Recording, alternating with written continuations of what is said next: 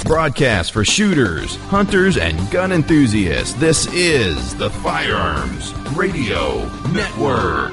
The bandwidth for this episode of Gun Guy Radio is sponsored by Patriot Patch Company. PatriotPatch.co.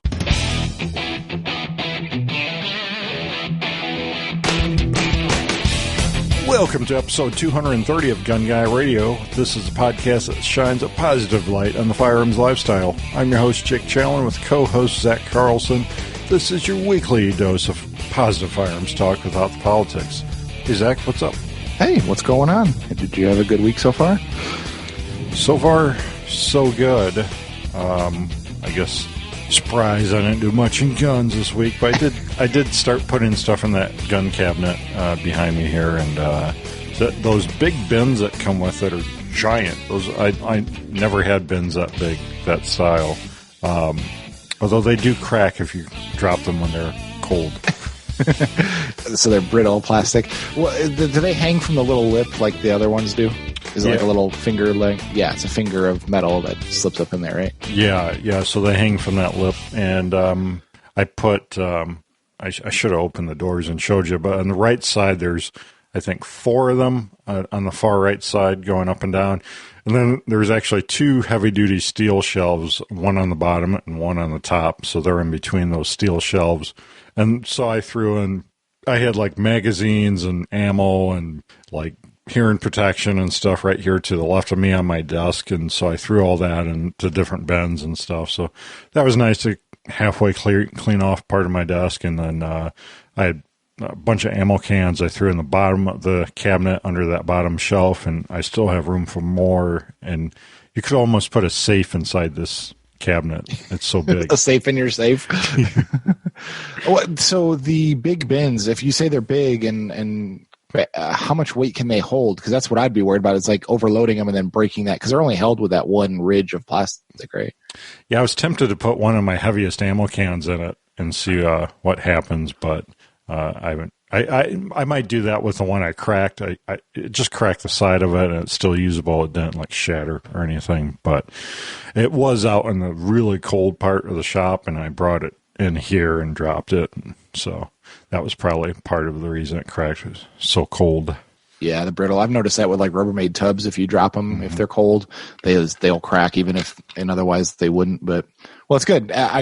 Did you think about how you're store your guns and rifles in there, or your pistols and rifles? Well, it came with a couple steel like shelves, like shallow shelves. They almost look like a 4, like it would accommodate like 4 rifle butts stacking up, but they're not quite deep enough. I tried putting my 1022 in it because I have it right here on my desk all the time because I'm shooting wirements with it all the time. Possum killer. That's my possum killer. And then I have a couple shotguns too that they won't fit in it either. So I still have to figure out the gun side of things, but at least I got a couple things in there. But currently, all of your guns are still in your little stack-on safes, right? So you don't. It's not an immediate need. They're actually all still in the rifle cases that I moved here in. And how many months ago did you move? 7 months. Give or so take. They're all rusted together now? They're not like at a bottom of a lake or anything. I don't know if I ever told this story, but do you remember I had a SKS back in the day when we were in high school, or just out of high school maybe, but I shot it, and I shot it so much at one time to like cut a log. There was a log at the shooting pit we were at, or shooting range, and I was cutting it in half, because this was back in the day of cheap Wolf steel case ammo, and money did not matter at that point because it was so cheap, and it started to rain at the range trip. And the foam of the the rifle case was open. The foam got wet with the rain. I closed the rifle case, and the gun was hot, still from shooting. And I put it away. And then I opened it up, and everything was rusted shut. I mean, the bolt could not even be operated. I had to use a rubber mallet to smash the bolt open to get it to even come apart. And then I had to oil and steel wool it to lube it up and get all the rust off it. So that's probably what you're going to have when you open up your cases. No, I hope not. I mean, they've been climate controlled in our master bedroom closet, so I think they'll be okay. And like I have a really nice like Pelican style 4 long gun case that at least 4, or I might have shoved 5 guns in that thing, are in that one. And then I have like the regular plain old cases is what the other long guns are in. And then the handguns are in the handgun cases that, I think most of them came in handgun cases.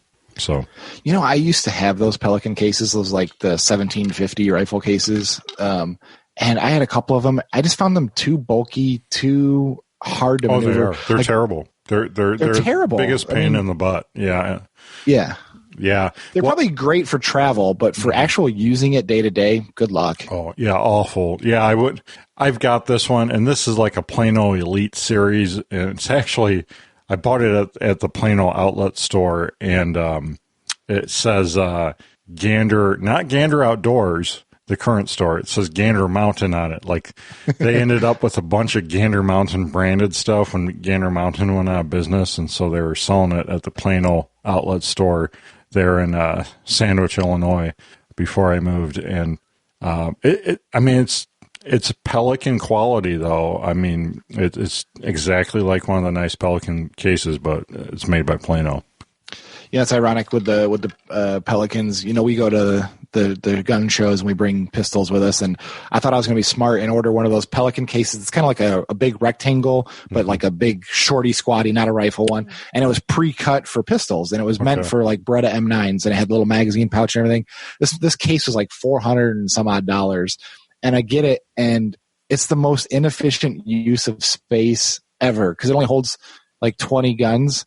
And they're so far spaced from each other that, yeah, it's great for protection, but it was such a waste. I had to end up pulling that whole foam crate center out of it and just putting gun rugs and pistols stacked up inside the big hard shell plastic. And so I had to actually order another one just for SHOT Show this year because we're bringing so many more guns. And I just had to load it just literally today, and I had it so full that I had to sit on it to get the latches to close. So it'll be like one of those Jack-in-the-Boxes. So I feel for whoever has to undo the clasps, it'll just pop them in the face. It'll probably be me. I'll probably forget about it by then. But guns flying everywhere at SHOT Show setup. Exactly. So so is that what you did this week? Is your bin adventures? As far as anything. I don't know. Other than that, I didn't even get a day off this week. I had a more than full work week, so there's that. But it's a national holiday. Is it? I don't know. For employed people, yes. Self-employed people, no. Yeah. So what did you do? Oh, basically, after we recorded last week, I took my Timberwolf Glock 17 style pistol out to the range.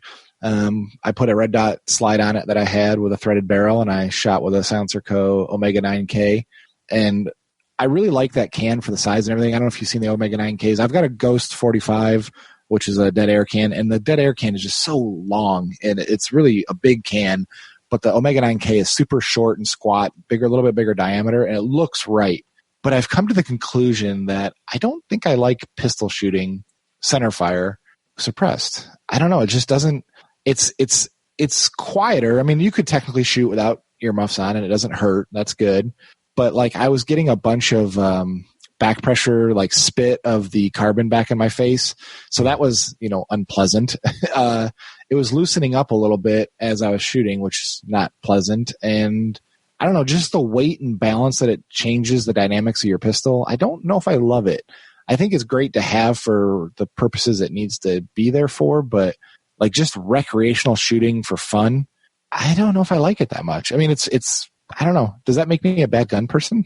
It might. I don't know. I mean, Silence. But for how much I love it everywhere else, they're not going to be sponsoring us anytime soon. Thanks a lot, Zach. Oh, Mr. I don't want sponsors. Is worried about sponsorships. I only say that because I can't get any. Yeah, so beyond that and just prepping for SHOT, the crates are en route to Vegas as of 8:00 this morning. The trailer has left. The freight company has picked up crates. You have UPS take that or the post office? No, mailman. They're 9-foot crates, so they have to be flatbedded. I can't even get them in a regular semi truck. So really? They have to literally bring a flatbed trailer, put them on there, tarp it, strap it, and drive point to point. It's a big deal apparently. How do they secure it open on a flatbed? They put straps over. Well, secure it. That's not my problem. That's what I did. As soon as he drove away, I did email the freight company and be like, that is insured, right? Because they said, yes, it's fully insured and they'll cover it all. But I was just like, it is kind of interesting. I told the guy, like, if you lose this, you're going to get a rectal exam from the ATF. So just be careful. Right. So that's what I did. He's going to park it on a post office parking lot and have it all impounded by the ATF. All right, cool. So Patriot Patch Company helps make this episode possible. You can check out the Patch of the Month Club at patriotpatch.co. We also have some T-shirts. I see Zach wearing a T-shirt. Yeah. I smartly put these T-shirts on my Amazon wish list before Christmas, and I received a couple of these shirts per my wife. I got the Space Force one, which is awesome. I'm wearing it today. And I also got the Taxation is Theft one. And actually, this is a funny story that we have this very strange McDonald's worker at the drive-thru here at the local McDonald's. He's like I don't know if he's a high school kid, but maybe he's a little bit older. But every time you put your hand to give him your credit card, he grabs it with both hands clasped together with his thumbs pointing at you. He grabs it and he does like a Japanese bow when he takes it. Very, very awkward. And then, but he saw my shirt. I was wearing the Taxation is Theft shirt, and it was kind of, my seatbelt was going across it, and I had a sweatshirt on like this, and I had it covered. And he goes, "Oh, what's your shirt say? Anything fun?" And I was like, "Taxation is Theft." And I don't think he got it at all. He did not get it, but yes. Very cool. So you can go to patriotpatch.co and click T-shirts, get some awesome T-shirts, and check out the Patch of the Month Club where you get an exclusive patch shipped to your mailbox with an artist artwork card and matching sticker each month, only available via the Patch of the Month Club, patriotpatch.co.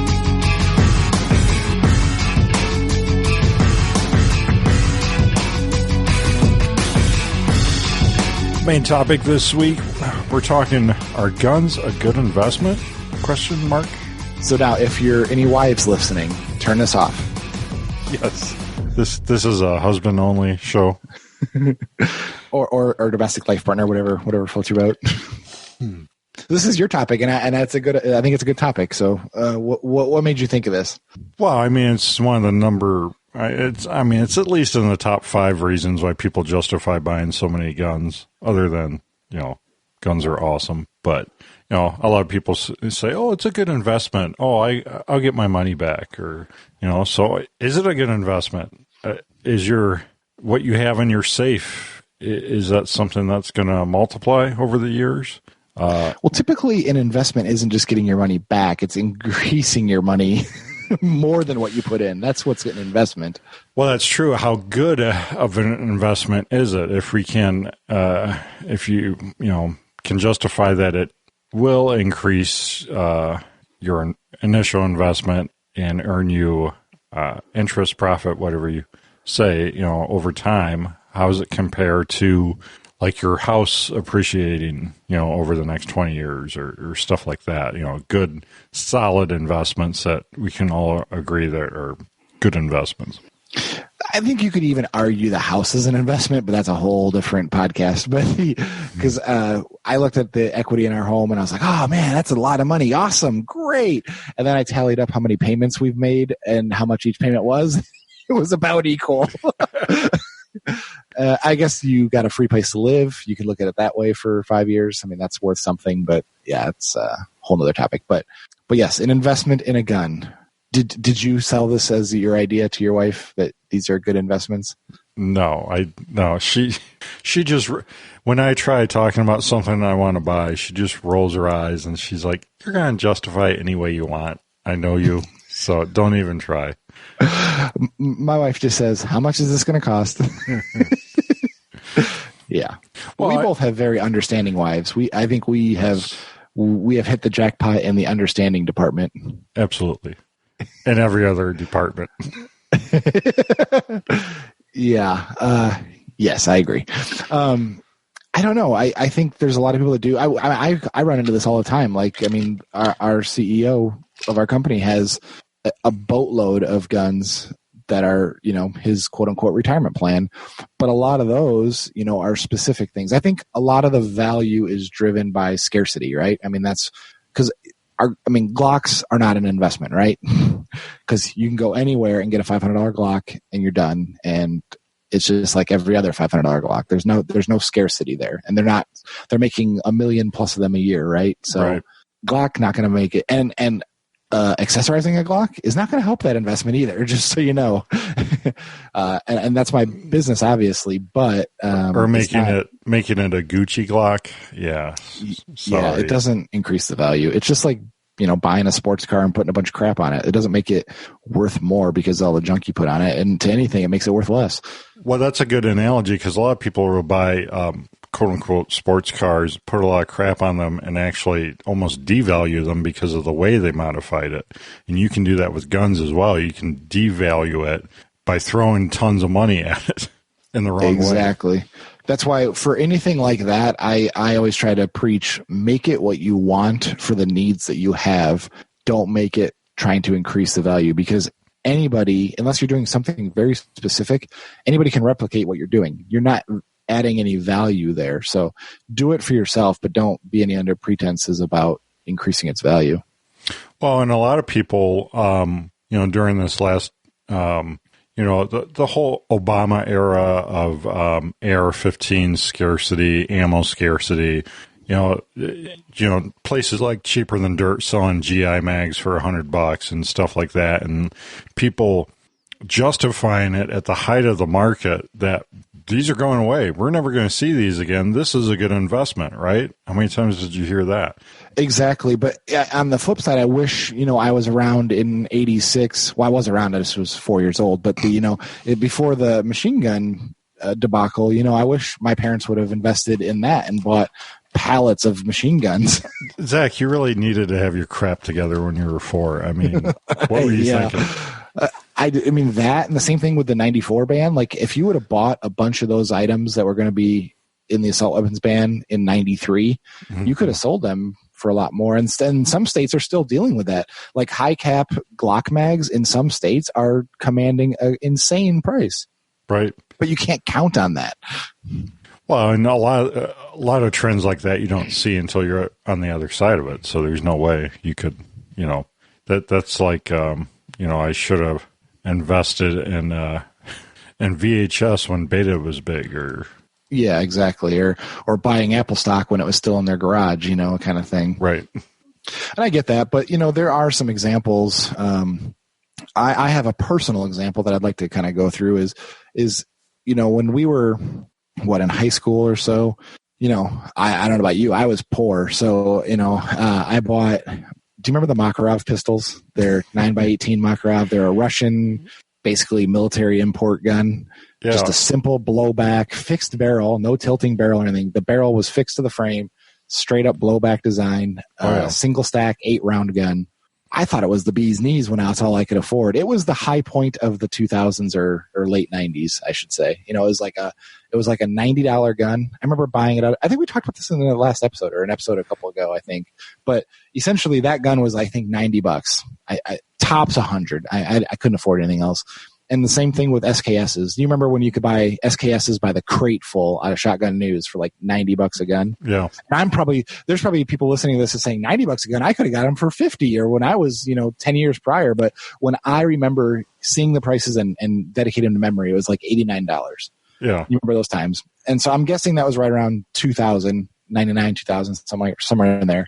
And I just looked at Gunbroker. There's a couple links in our show notes, but Gunbroker Makarovs are going for like $300 depending on what you're looking at. I can't believe it. Like, there's one for $650, which who would buy a Makarov at $650? I have no idea. There's one for $1,000. Well, a Chinese version. Go even farther back in time when you could mail order machine guns, and you can mail order, like a World War II surplus machine gun for like $20 to your door. Yeah. That would be amazing. But even these Makarovs, this is a perfect example. $90, and they're going for roughly $300-$400 right now. I put the same in an S&P 500 calculator that if you put $89 in December of 2013 they were 2,000, and what it would be worth today, just using an S&P 500, it was like what did I put it in here? I think it was 281. So for almost 20 years of investment, you go from 89 to 281. Well, if you would have bought that gun for $89 and able to sell it for now for 400, you could have made way more money. Like, you could have enjoyed that gun for 20 years and then sell it. So the trick is, to whatever gun you're going to buy 5 of them and shoot 1, store 4, and the profits from there will make you look like a smart investor. How do you know you're buying the right one? Well, that's why you buy a bunch, and then it's like evening your odds. You have to buy a whole bunch, and then one of them will hit, and hopefully you bought enough of that one to cover all your losses on all the other ones. Zach, do you have any stock tips for me? I think I should buy into this method. I think you're on. Yeah, I think there's this place called WeWork that's about to go public. So yeah, but I mean that's a tangible example. $100 going into a $400+ gun in 20 years. That's not a huge investment. Like, you're not going to retire on that money, but that was a prudent investment if you were smart enough to do that. Well, so here's the thing. There's a difference between, what examples like this that work or that could have worked and what you've actually done. Well, I've not done any of them. I've always lost money on guns. But well, and so has like 99% of people probably. That's and I shouldn't say that, because I have a unique position where I can buy guns at distributor cost for like the last almost 10 years now. So I typically buy guns at the lowest cost I can reasonably, being brand new. Yeah. And I can sell them for less than new, but it still gets me at least even. I very rarely lose money on a gun. I'll at least break even, sometimes make a little money, depending on what it is. So but that's not the average position. I mean, you have to be in the industry to do that, or know somebody that's willing to give you that cost. So I get that. That's a unique position. But, and I also am not buying anything special. Like, my buddy Dan had a guy that came in with a pre-64 Winchester, lever action 30-30. Yeah. And that gun as a general category is an appreciating asset, right? Those are expensive rifles. But this particular example had beautiful engraving all over it, like really nice hand-done engraving. Unfortunately, the engraving also had his name engraved in it. Mm-hmm. Or was it his initials? It was something very personal. Like it totally devalued the gun. Like, it did not make it worth any more. It was actually worth less than a standard blued one. So, you get those examples, but have you made any investments? No, absolutely not. I mean, I don't know that I ever will, other than just stuff I buy and like, and it might just happen. It's like anything else. There might be stuff in your life that you buy, you like, and you just hang on to, and, through the course of time, you find out, oh, yeah, that did appreciate in value. Oh, cool. But the problem with that is you can never realize your gain unless you sell it. So if you really liked it and you kept it for all these years, why are you going to suddenly sell it? Like, I can see a lot of estate sales happening that way when the person passes and their family sells it for a profit. That's great. But if you bought it and you like it and it's only one, mm-hmm. Well, then are you willing to give it up just to get the profit? Because there's a whole lot of ways to make $1 these days. Is it that way? Well, and you see that a lot on like American Pickers or any of these antique shows. You see people accumulate all these collections over time, and it's cars, I mean, they even show gun collections and a lot of different collections on there, just a million different things you can collect over time. Most anyone on that show describes that as their investment, their retirement plan. So many people on that show, describe it as, well, this is my nest egg, but they get the American Pickers there, to finally sell some stuff, but they don't want to sell anything. They're like, oh, I can't sell that. And these people are, normally in their 60s, 70s, 80s, even 90s, and they're just not ready to let go. So at that point, I mean, I guess you really have to be thinking, well, this is an investment not for me, but for my kids, maybe, because if you're not willing to let it go at that age, then it's not an investment for you. It's just a thing you're holding on to. Yeah, and I think there gets to be a lot of emotion tied up in it more than anything. Like they know it's worth something, but they're not willing to sell it because of the emotion tied in it. It brings them back to a place, or they think it might go up more, or they can't do it. That's when your heirs come in and they have very little emotion to it. And speaking of that show, you'll see the ones where like the guy dies and then like the family sells all their crap. They give no craps about it. Like they're just like, yeah, $20, sure, boom, done. They don't know if that was worth $5,000 or whatever. Like, I guess American Pickers, they purport to be pretty fair on some of that stuff, but even that, they're buying it for half of what its retail value is. So if those people were super smart and took the time and did it retail, they would just make way more money. But I don't know if. Yeah. Sorry. Go ahead. No, go ahead. I mean, I don't know if it makes sense for guns that way. Well, and you brought up a good point, the emotional aspect of it, and that's the real reason a lot of these people don't want to sell is they've had it so long, and then that emotional aspect inflates their perceived value of the item quite often, and then that just goes even more towards them never selling it because they think it's worth way more than it actually is.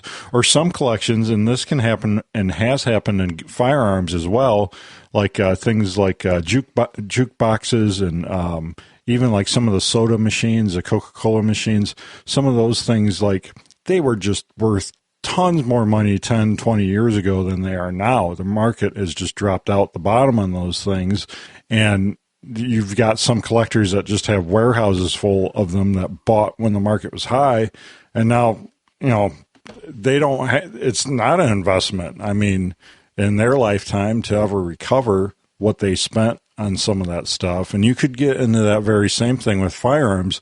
For example, if we ever repeal the 1986 law or something where we can have full auto guns come back on the market again, and all these collectors that have full auto, $12,000 machine guns, all of a sudden those machine guns cost $1,000 now, not $12,000.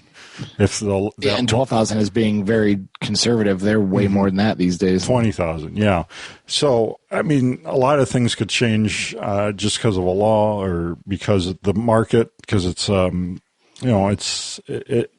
anything you own like this, the marketplace decides the value of it. It's not.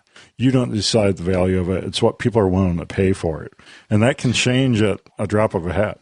And actually, there's a lot of conspiracy theories about the NFA Act is because like that, why the NRA has never pushed it. I mean, there's people saying that, well, yeah, because a large portion of the NRA's base is people that have invested hundreds of thousands of dollars into full auto machine guns. And if that ever passes, they just kiss their value goodbye, and there's a lot of truth to that. So they'll never go after that legislation. Yeah, I think there's a lot of truth to that. So I linked to a Truth About Guns article here that it is titled "The Best and Worst Guns to Collect for Investment," and it has a couple breakdowns here that I kind of like how they laid it out here. And they said there's essentially two kinds of collectors here. There's treasure hunters and connoisseurs. And Zach, you already kind of described the treasure hunter, like finding any of those Eastern Bloc guns at a pawn shop or something really cheap, and then realizing that, well, now it's worth something.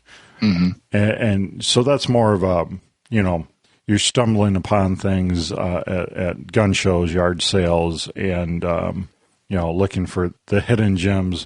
But then there's a connoisseur that is more looking at accumulating guns in one category, where they might accumulate, Winchester Colt, very specific rifles or pistol lines, and they don't really stray from that too much. And like you said, the 64 Winchesters. Yeah. There's some collectors that just focus on that, and that's probably a pretty good investment path if they buy it low enough and hang on to it long enough. But the connoisseur part, like if you're focusing on pre-64 Winchesters, it is like any investment, good investment, you have to be super knowledgeable in what you're putting your money into. And I think you kind of have to focus on those guns specifically to have the depth of knowledge to make a smart, wise investment. Like a novice investor might look at that engraved .364 Winchester and say, oh, that's worth more because of the beautiful engraving. But it's not. And I bet you a real collector knew that, and that's why it was valued less. But I don't think you could do the connoisseur investing not having the knowledge to back it up. You're exactly right. And Dave Ramsey talks a lot about this and investing with money, is that you have to know what you're doing when you're investing. Like, he encourages you to have an investment advisor and everything, and to use brokers if you want to, and stuff like that. But the main thing is that you need, your advisor, your broker for investing money. You need them to have the heart of a teacher, he always says, because you have to completely understand what they are doing with your money, because it's your money. And if you don't understand it, it's a good way for someone to take advantage of you. And that's true in money and guns. You see it all the time with widows and stuff, taking guns into pawn shops after their husbands die and stuff like that. You have to completely understand what the heck you're doing.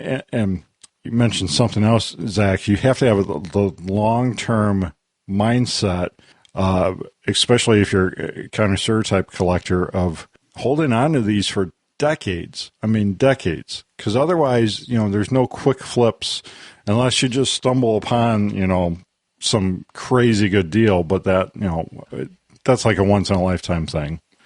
Well, that's the only problem I have with that whole category that you explained about treasure hunters, that, the idea of finding somebody selling something cheap, that is predicated on you taking advantage of somebody else. Like, is it morally right to buy a gun that is worth more money and lowballing that person? Like, yeah, you could say, hey, they should have known what it's worth. And I get that. But it's like, also, do you want to sleep at night knowing that you took advantage of somebody if it really was a true, like, well, yeah, I mean, rough type thing? You could be in that scenario, but you could also be in the scenario just hustling and just finding the deals out there. It kind of, I think if you're going to be a treasure hunter type gun collector or I don't know, investor here, you're going to have kind of have the mindset and the passion that I had when I was doing Amazon liquidation, when I was going to all these retail stores looking for their liquidation items that they didn't want anymore. They couldn't sell anymore for whatever reason. And I was buying and flipping on Amazon, other places online for good profits. And I think you could probably do that with guns too, but it takes a ton of work, a ton of passion, and a ton of time and knowledge. And you kind of also have to have just kind of some natural talent at doing stuff like this, because it's negotiating, but just the knack for finding deals and filling it out. Like, with the Amazon liquidation, I tried having, some of my brothers helped me with that, but like, they just couldn't get what I was doing. They just couldn't kind of understand it and actually implement it. And I've seen other people try to do Amazon liquidation too and have trouble with it, even though it's super simple. It's just one of those things where you gotta have a knack for it. And I think with guns, the best, if you want to do a quick flip, you stack cash leading up to Christmas time, buy guns when people don't have money to pay bills and buy Christmas gifts, right, and then sell them during tax time when people are getting their refunds back. That's a genius idea, and that is a real thing. I mean, I've got a buddy that he used to have a gun store, and he told stories about people coming in, and they'd have just amazing collections or things from their father's estate or stuff. And he'd tell me he'd be like, hey, this is all I can give you for it, but this is actually, very sentimental to you and everything. You should really keep it, and it's, you could probably get more for it down the road. And they were like, no, I got to pay for Christmas. No, let's do the deal. And so, people get desperate and stupid, and they, that's not really taking advantage of them. That's finding the deals out there and, you could flip some stuff doing that. I could see that. So this True T-Tag article that you linked to has a section of classic, reliable, blue chip guns to collect. Now, is there a typo in here, or am I totally missing something? Because halfway down the list, they have Mosins in here. Are those collectible? Did I miss something? There is a whole Mosin Nagant underground movement of nerdy collectors that want this specific version of it with this specific setup that was only like at Stalingrad or something. See, I look at it and I think there's a reason that AR-500 armor exists. Like it is cheap armor that is cheap, and it's cheap. And I think there's a vast part of the gun community that are budget-minded preppers, where they want to get down for the boogaloo, but they don't have the funds to support, expensive stuff. And I think that is people buying like SKSs or polymer 80 guns, ghost guns and all these 80% plastic AR lowers and all that kind of stuff, and this cheap armor. That's what I envision in my head. Now, I don't know if that's real or not, but I don't get it. Like, because those guns were also like $80, right? That was the SKS of a couple decades after the SKS was cheap. At one time you could buy Nagants for like $50 or something, I thought. Yeah, see, that's what I'm saying. It's just like it's cyclic. Like the semi-auto SKSs became too fancy, and now they had to go to these Nagants.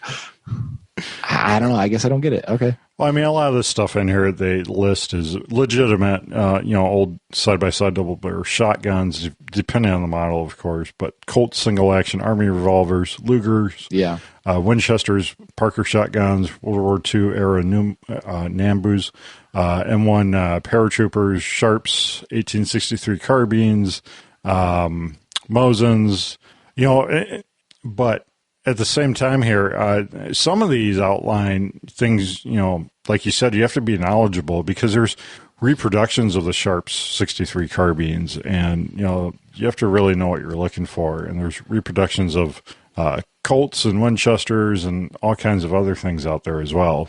Even the Arisaka rifles, I had one of those, and it was, you got to be careful to have, it says Legacy. Is it Arisaka is how you pronounce it, right? I think so. Is that original? Does Legacy mean original? Because I had one that I got in a trade, and it was a sporterized one, so I don't think that was worth anything at all. Well, some of these it's only very specific versions of them, and I think that's why the Nagants are in here. I think that's why the Arisakas are in here. And I think that's why the Nambus are in here, because in general, a lot of these rifles are just garbage. But you have to get those specific serial numbers and vintages that are actually worth something. Yeah, and you mentioned Colt single-action armies, but I think we should also talk, just because this is very timely, is the Colt Pythons and the Colt, other Colt revolvers. Colt was out of the business of revolvers for quite a while, and that market was very expensive. And, actually, JR owner had just recently, like with this year, 2019, I should say, bought like one Anaconda, one Python, one, was it Cobra? Basically all of the snake guns from Colt. Just kept scouring them, bought one beautiful example of each kind and combination and everything. And I didn't really quite realize how expensive they really are. I looked at Gunbroker, and a Python is like $3,500, somewhere around there, depending on the condition and all that. Could be up or down from there. Yeah. And so if you invested in all that, what happens when what happened just now is that Colt reintroduced the Python, and it's going to be $1,500 retail, brand new. Like, that has to affect the market in some way. And now there will be people that say, oh, well, the craftsmanship of the hand-fitted guns in the 70s was far superior than today's guns. And that's probably true, except, they had to hand fit them because they didn't have all the tolerances knocked out, right? It wasn't perfect machining like we have today with all CNC controlled machinery. And they should be able to theoretically replicate a gun piece, sample to sample, much more than they could have in the 70s today. Now, if they will, or they'll just do cost cuttings to make it, cheaper, I guess we'll see when they come out. But initial indications seem like it's supposed to be pretty good. Hunter, that owns RangeHot, that I write for, I know he's spent a week out at Gunsight at the Colt Media Day for that, and said it was, pretty damn good. So, but like, what does that do to the collectors that spent all the thousands of dollars on the Colt old guns? Right. Yeah. I think it's got to affect it. You see, you've even seen that in the auto industry, like the Ford Raptor. That was a huge pickup for Ford, and for whatever reason, they quit making them for a few years, and those older Raptors just skyrocketed in price. Even though it's a Ford, I don't understand, but they just skyrocketed until the new Raptors came out the last couple of years or two, and then those trucks, completely kind of went back down to where they should be. So I didn't know they stopped the Raptors there for. I don't follow it, I guess, enough. Yeah, for like 3 years, 4 years or something, for whatever reason. So interesting. Yeah, you see this happen with all kinds of things. I think I don't know if you're seriously considering and making guns like a pure investment. You really need to know your stuff. Really have to have that long-term mindset, and then be willing to part with it in the end.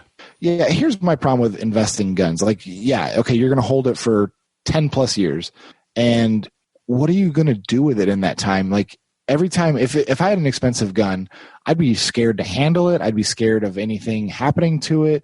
Like, it's not like a bank account or a financial instrument that you can, pretty much be safe with. Obviously, I know people that have gone through the housing crisis crash of their house values and all that. I get it. Everything has its risks, but like one item that has no backup, like that just seems so scary to me personally. Like I don't, because if it is truly an investment, are you going to get out and shoot it? You're not going to shoot it, right?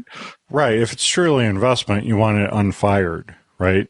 So that takes out like 90% of the fun to me of owning a gun. So yeah, so it's not for me. I totally get people do it and why they do it, and it probably works for a lot of people. I just can never do it. But man, I'm sure people make a ton of money doing it. It's just not the personality. I don't think I had the personality for it. Well, and I think you could almost break this down into two types of investment and appreciation. The appreciation of you just naturally owning it, shooting it, having fun with it, and just naturally you own it so long, 10, 20 years later, you're like, maybe I could sell this, and you make some money on it. And that's kind of just a natural progression of thing. That's not like an intentional investment. It may be like one of those things you justify the initial purchase with, but it kind of worked out versus, the very intentional investment of buying something that's very specific. It's a very, thing that's, very cohesive, and that it's just Colts or just Winchesters, and you're not shooting them, and it's almost like you turn off the gun nut part of your brain, and you think of it as a stock or something that you never see, and so it's in the safe. You never see it. You never really, you might look at it once in a while, but it's not like a gun enthusiast type of ownership relationship there. Yeah, I guess I just don't have the patience for it. I don't think I could do that because you'd almost have to ladder them. Like you'd have to buy one every year. So when you get into retirement age, you could sell one every year. But even then, how many would you have to buy to make an appreciable difference in your net worth in retirement? Well, and going back to the American Pickers, you see that same thing is that, these people have these giant collections that they've justified as their nest egg, and like, you got to sell a lot of stuff to get that money back out of it. You got to sell a lot of stuff. And like to find the right buyers to get the right dollar amount out of every single thing you have, you're never going to do it. You're going to take far less than you could get for many items in your collection just because there's at that point so many, random things in there. Well, always the thing that bothered me about that show is like, okay, yeah, they spend a full day at this shop and looking through all the stuff, and they're opening boxes and making a ruckus and mess through the whole place, and they end up with like at best, I think the most expensive is probably $10,000 maybe of stuff, and like they've picked all the good stuff out of the guy's stuff, so what's left is all the junk that like they didn't even want. So like, what does it mean for anybody else? Right, and that's a good point, too. How much junk are you going to end up at the end of the day in your quote-unquote investments? Yeah, so are guns a good investment? I think the fine answer for me is, yeah, they could be if you're the right person. Yeah, I'd say it's a bad justification that we all use, and very few of us will actually ever follow through and prove that it is truly a good investment, or at least better investment than some of these other long-term investments you can do, like housing or good mutual funds or stuff like that. Now, if the apocalypse ever comes, you'll appreciate your investment buried in PVC pipes in your backyard. That's right. All my Nagants. Yeah. Hopefully they're close and they can wait for you to reload. Well, they're all in foam cases that I spray down with some water before I store them. Yeah. Okay.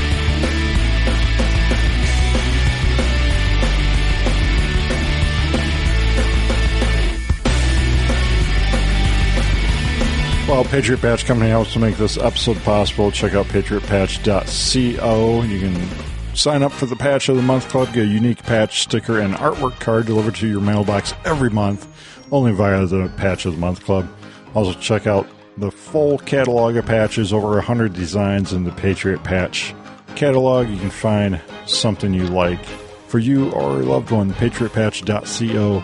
Also, if you're looking for artwork design or website design, check out Hunter Design, hunterdesign.com. This is ran by Ryan Cross. He does all the awesome designs over at Patriot Patch Co., but also can create you an awesome logo or website at hunterofdesign.com. And Zach, where can people connect with you online? Go to my YouTube page and RangeHot Articles. There's links in the show notes for both of those. That's where you'll see the content that's good enough to put out.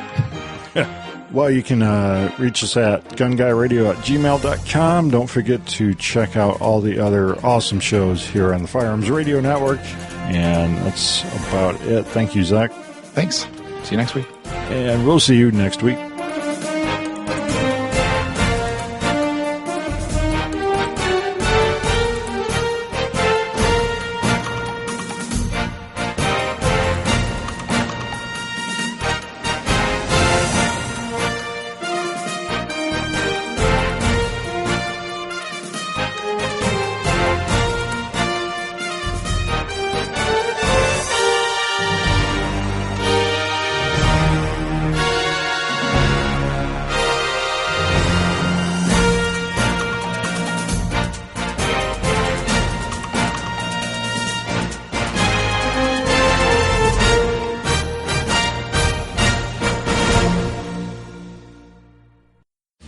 This has been a production of the Firearms Radio Network.